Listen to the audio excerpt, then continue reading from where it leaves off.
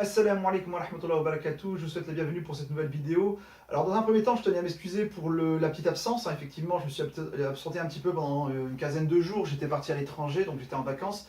Donc là, on revient, Inch'Allah, pour la suite. On s'était arrêté la fois dernière au chapitre sur la Tam al-Bouta, j'avais donné une série d'exercices. Alors, dans cette leçon, donc la leçon d'aujourd'hui, j'ai procédé ainsi. Je ne vais pas faire la correction intégrale de tous les exercices, ça risque de me prendre 1 heure. Donc ce que je vais faire, c'est la chose suivante. Je vais mettre la fiche d'exercice et sa correction sur une page Facebook que j'ai, hein, donc sur ma page Facebook. Et il suffira simplement d'aller la récupérer sur la page directement. Donc ici, si on se rappelle bien, on avait fait les exercices 2 et 3. En tout cas, j'avais donné la fiche d'exercice 2, 3. Il y avait aussi les exercices de 4 jusqu'à 8. Tout de suite, je mets la correction. Alors, correction de la page 13 et 14. On a l'ensemble des exercices. Vous voyez, ça prend beaucoup trop de temps. Si je devais les corriger, si je devais les écrire, j'ai mis sous forme d'un tableau pour l'exercice numéro 3. Mais effectivement, on va essayer de gagner du temps ici. Donc, voilà l'ensemble des exercices.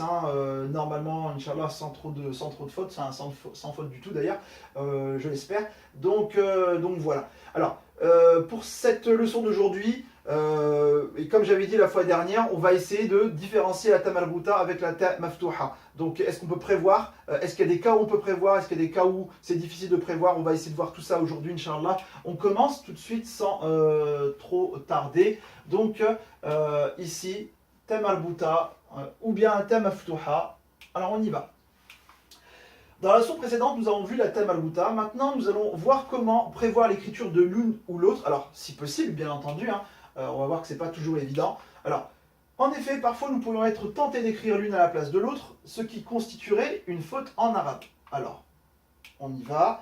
Effectivement, dans l'exercice numéro 6 de la leçon précédente, l'auteur il écrit d'ailleurs, donc si on regarde l'exercice numéro 6 dans le livre, l'auteur il fait une précision. Alors, il fait la précision suivante, c'est qu'il écrit, il demande à la personne qui fait l'exercice d'écrire kafiraten en écriture arabe, et il met entre parenthèses ta marbuta. Alors, s'il le met, c'est que pour lui c'est important de le mettre. Alors, est-ce que si c'était pas écrit, on aurait pu justement ne pas se tromper, on aurait pu écrire correctement ici le ten? Est-ce que ça aurait été une ta maftouha ou bien une ta marbuta? Donc il y a un autre cas aussi, il écrit dans doudaten, il écrit entre parenthèses, il indique ta marbuta. Est-ce qu'il aurait été possible de ne pas le mettre? Donc ce qu'il y a entre parenthèses, qu'il aurait été possible de ne pas le mettre, et dans ce cas-là, de ne pas faire d'erreur. Donc on y va pour la suite. Alors, ici la question c'est plutôt de savoir si on va écrire doudatun comme ça, ou bien doudatun comme ça. Alors effectivement c'était dans l'exercice doudaten avec une fatha, moi je l'ai mis avec une double damma, ça ne change rien du tout. Donc ici, point d'interrogation, c'est la question qu'on va se poser maintenant. Alors, à la page 13, l'auteur il donne une règle. Il dit que la lettre qui précède la ta marbuta, elle est obligatoirement, ça c'est important, accompagnée de la fatha brève ou fatha longue. Donc ça c'est ce qu'il écrit dans le livre en page 13, hein, si on regarde, c'est écrit la chose suivante. À partir de là, cette phrase-là, elle peut poser un certain problème. En tout cas, elle peut poser quelques petits soucis. Alors, ça dépend comment on la comprend. Alors, donc j'écris, cette phrase peut poser problème, effectivement. Alors, on va voir pourquoi. Donc, on y va ici. Dans l'usage, donc quand on a fait beaucoup d'exercices, qu'on connaît beaucoup de mots en arabe, etc., on se rend compte d'une chose. On remarque que tous les noms avec une ta marbuta ont la consonne précédente qui porte une fatha courte. Nous écrirons donc que l'écriture de doudatun, ça va s'écrire avec une ta marbuta plutôt qu'une ta maftouha. Donc on l'écrira pas comme ça, mais on l'écrira plutôt comme ça. Pourquoi? Parce que à partir du moment où la voyelle précédente, c'est une fatha courte, obligatoirement, on aura une ta marbuta. Alors on va passer maintenant à la suite, ça pose pas de problème, a priori. Donc on passe ici à la suite. Cela est-il vrai aussi pour une fatha longue? Donc là, vraiment, on se pose la question, puisque l'auteur, il dit que à partir du moment où j'ai une ta marbuta, la voyelle qui est avant, c'est une fatha courte ou bien une fatha longue.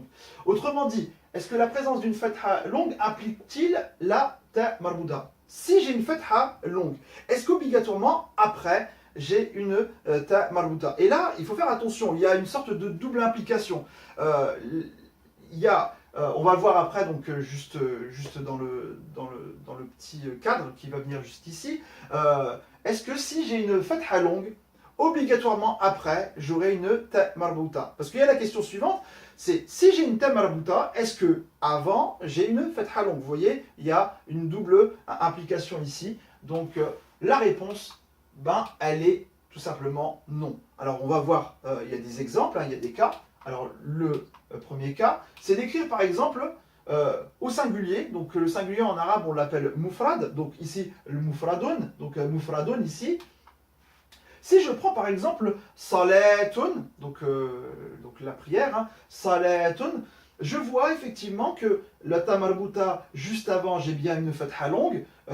Donc là ça pose pas de problème. Alors maintenant je prends un autre cas. En arabe on a ce qu'on appelle el-jam'u. Donc le jam' c'est le pluriel. Et dans le pluriel j'ai pris le pluriel de salatun. Et ce pluriel là c'est salawatun. Et là on voit que j'ai une fatha longue et pourtant après j'ai pas une ta marbuta, j'ai une ta maftuha. Donc on a effectivement, si on regarde dans un dictionnaire etc, on voit que ici j'ai une ta ici maftuha, alors que juste avant j'ai une voyelle longue, une fatha longue. Alors je vais faire un petit justement récapitulatif on va dire. Alors un panneau un petit peu de danger.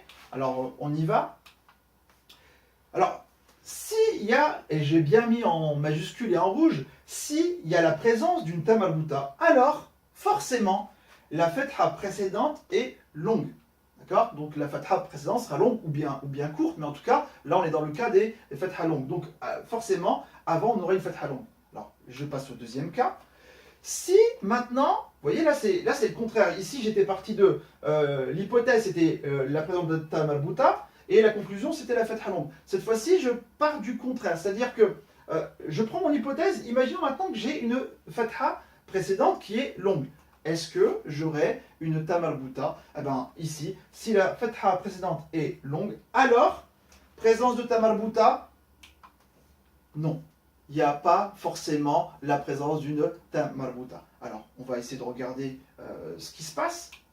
Alors, dans un premier temps, j'ai mis ce cas-là de côté, on va le détailler juste après. Alors, mais je vais m'intéresser pour les cas justement qu'on n'a pas parlé. Les cas qu'on n'a pas discuté, c'est hors fatha courte et fatha longue. C'est-à-dire dans le cas où juste avant j'ai une kasra, dans le cas j'ai un sukun, dans le cas j'ai une damma. Qu'est-ce qui se passe? Donc comment prévoir? Alors, on y va. Donc, je vais donner plusieurs cas. Donc ici, hein. Alors, je vais donner plusieurs mots en arabe. Ici, j'ai tahafutun. Donc ici on voit bien que avant le ta ici j'ai une damma, d'accord? Donc j'ai une voyelle, hein, donc le fa qui porte une damma. Donc j'ai ce cas-là. Donc j'ai un autre cas, cette fois-ci une damma qui va être longue. Là celle-là c'était une damma courte, là c'est une damma longue. Une damma longue, buyutun.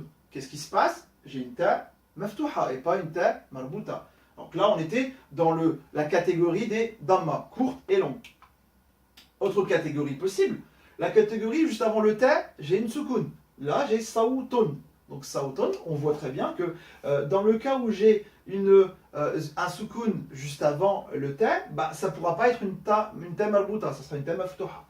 Alors, il me reste quel cas? Là, j'ai vu la damma, là, j'ai vu la sukun, bah, il va me rester le cas avec la kasra. Donc, on y va pour ce cas-là. Alors, dans le cas avec la kasra, j'ai muqnitun.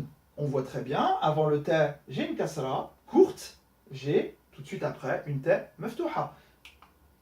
Et le dernier cas, cette fois-ci il me restera donc la kasra longue. Alors on y va, pour la kasra longue, j'ai mabitun. Et donc là on voit très bien, la kasra longue, ça va impliquer tout de suite derrière une ta maftuha et non une ta marbuta. Alors on a vu tous les cas, on y va. Donc ici, hein, pardon. Donc dans le cas de la damma, dans le cas du sukun et dans le cas de la kasra. Alors, à partir de là, qu'est-ce qu'on peut conjecturer, entre guillemets, hein, qu'est-ce qu'on peut émettre comme hypothèse?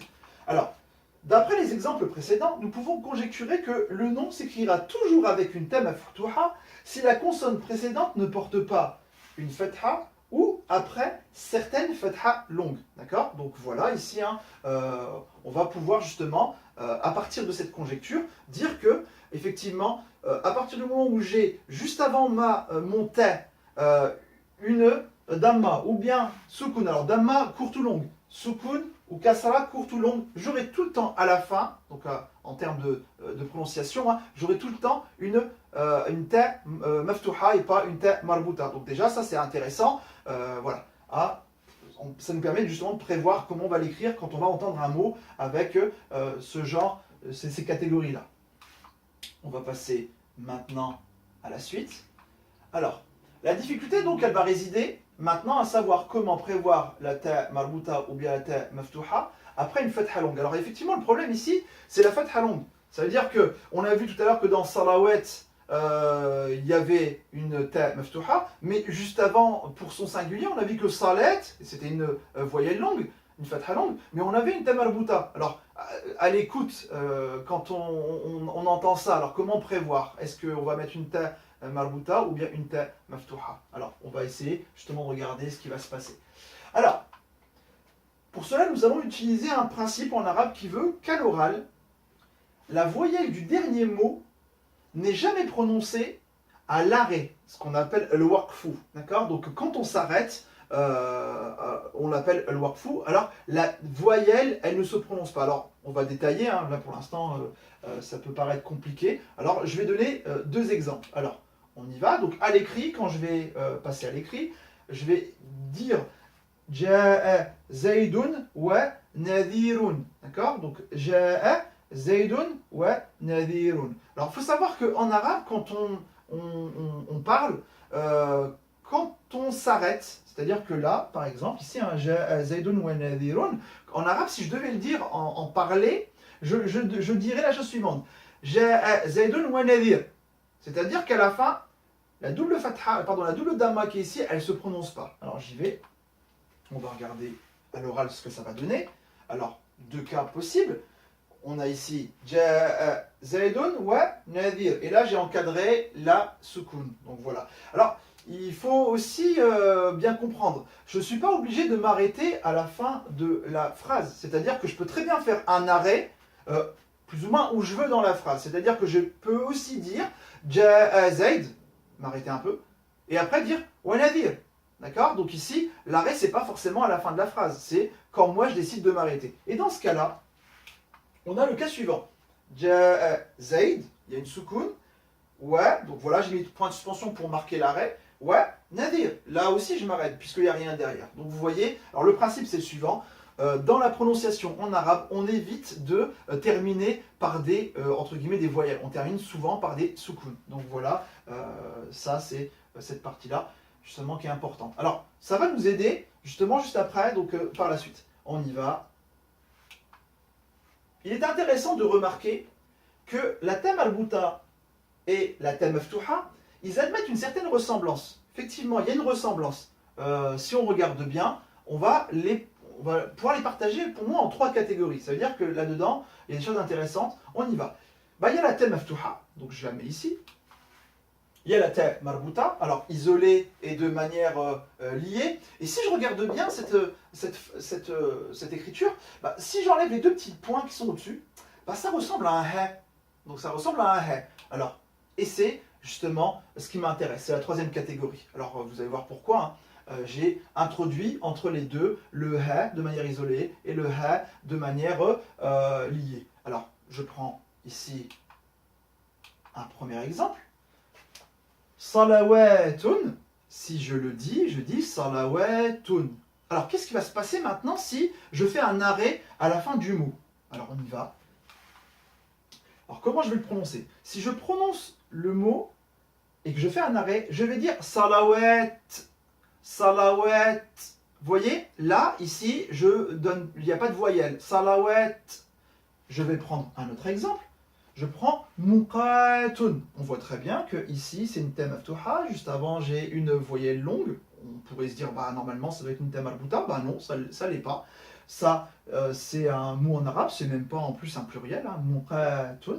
Donc pareil. Si je devais m'arrêter à la prononciation, je dirais muqat, muqat. Je donne un troisième exemple. Ici, dans le cas où j'ai une kasra longue, j'ai mabitun. Et si je m'arrête, je vais dire mabit, mabit. Donc ici, ça c'est très important. Donc voilà, on entend le T, d'accord? Le T, on l'entend. Alors maintenant, qu'est-ce qui se passe pour le ha? Alors on prend un exemple. Hein. Ici, j'ai nezhun. Donc nezhun. Ça, c'est quand je l'écris. Quand je le prononce et que je dois m'arrêter à la fin, je vais le prononcer de la manière suivante. Nez, nez. Vous voyez, le ha là, je mets une soukoun, c'est une sorte d'expiration, enfin de respiration, inspiration. Nez. Vous voyez, un petit vent là. Je prends un autre exemple. Wajhun. Si je m'arrête, j'ai wajh, wajh. Alors, vous allez me dire, mais maintenant, bon, tout ça c'est bien beau, mais quel est mon lien avec la Tam al-Bouta? Alors, la Tam al-Bouta, on va y arriver tout de suite. Alors, qu'est-ce qui se passe? Ici, madrasatun. Madrasatun, j'ai un Tam al-Bouta, la règle elle est bien confirmée. Juste avant, j'avais une fatha courte, donc ici, il est normal d'avoir une Tam al-Bouta. Alors maintenant, qu'est-ce qui va se passer à la prononciation si je m'arrête à la dernière lettre? Bah, on y va. Quand je vais le prononcer de la manière suivante. Madrasa, madrasa. Vous voyez? Donc ici, en fait, il y a les deux points du ta et il y a aussi dans la prononciation le ha. Ici, je vais dire madrasa, madrasa. Alors, je prends un autre exemple. Kuratun, donc une balle, un ballon. Kuratun. Quand je vais le prononcer et que je vais m'arrêter, je vais dire kura, kura. Vous voyez, le ha à la fin, il est très important. D'accord? Il est très important. Alors, justement ici, ça, c'est important justement pour essayer justement de déterminer. Alors, il y a des personnes qui font des vidéos et qui disent, bah voilà, si vous pouvez dire à la fin le ha, par exemple, je prends salet, par exemple, saletun, si à la fin vous dites saleh, c'est que en vérité c'est une Tam al-Bouta. Sauf que le problème, c'est bien pour entre guillemets des arabophones, ceux qui connaissent les mots, etc. Pour quelqu'un qui n'a pas la connaissance des mots, c'est un peu compliqué. On peut prévoir certaines fois, parfois c'est un peu compliqué. Je prends par exemple bintun, donc je connais le mot, je vais dire bint.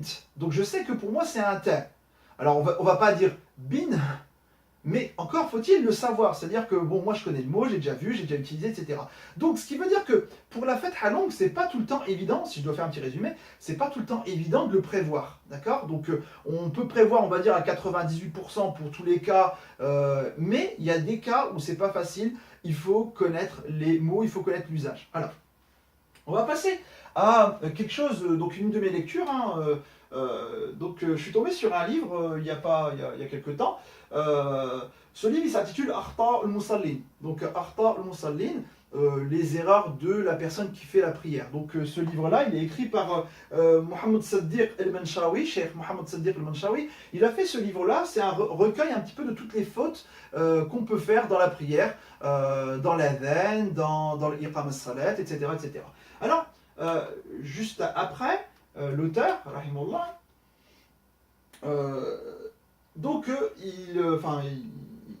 il dit, ou en tout cas, j'ai pris ce qu'on appelle Sirat al-Adhan. Donc, l'Adhan en arabe, donc ça, quand on le lit, hein, quand on le récite, donc on a Allahu Akbar, Allahu Akbar, Allahu Akbar, Allahu Akbar. Donc c'est la méthode, hein, donc qu'est-ce qu'on doit dire absolument? Ashhadu an la ilaha illallah, ashhadu an la ilaha illallah, ashhadu anna Muhammadan Rasulullah, ashhadu anna Muhammadan Rasulullah. Et à un moment, on dit Hayya la salati, Hayya la salati. Donc là, j'ai volontairement prononcé la fin des mots. Hayya al-falahi, Hayya al-falahi. Allahu Akbar, Allahu Akbar. La ilaha illallah. Donc là, c'est dans l'écriture, c'est comme ça. Sauf que dans la prononciation, l'auteur, il recense une faute qu'il a souvent entendue. Alors moi, j'en recenserai deux. Donc l'auteur, il en a recensé une, mais moi, j'en recenserai une autre, hein, que je vais donner juste après. Alors l'auteur, il dit que par rapport au thème marbuta ici et par rapport au thème marbuta là, il dit la chose suivante. Donc là, j'ai pris vraiment, j'ai fait un scan du livre, hein, donc de la page, et c'est le petit 4, et il dit Isqatul ha min as-salati wal ha min al-falahi. Alors, il dit qu'il y a des mu'adhin, donc les personnes qui font l'appel à prière, parfois, quand ils font l'appel à prière, ils disent وهو ما نسمعه من بعض المؤذنين فيقولون حي على الصلاة. Donc ils oublient de dire, et on a vu juste avant, ils oublient de dire حي على الصلاة. Vous voyez le ha. Et donc lui il considère qu'effectivement c'est une erreur. Il dit, les personnes disent حي على الصلاة et ils oublient de dire le petit dunaha. Alors là, il parle d'un autre problème aussi. Et hayya ala al-falah. Et la personne mu'adhin, elle oublie de dire hayya al-falah. Donc le ha. Donc ici. Alors moi, il y a une deuxième erreur que je relève. C'est que certains, parfois, quand ils font l'adhan, ils disent hayya ala salat. Hayya ala salat. Ça veut dire qu'en vérité, le mot initial, c'est salatun avec un ta maftuha et pas un ta marbuta. Et on entend ça de la part de certains mu'adhin, hayya ala salat, hayya ala salat. Vous voyez? Donc voilà, tout ce petit cours entre parenthèses pour eux justement, parler un peu de tout ça. Donc voilà, moi je vais m'arrêter ici, hein, donc je ne vais pas donner d'exercices. À vous de regarder un petit peu le cours. Il y a des exercices juste avant, il y en a pas mal. Déjà, ça va vous faire passer pas mal de temps de les revoir.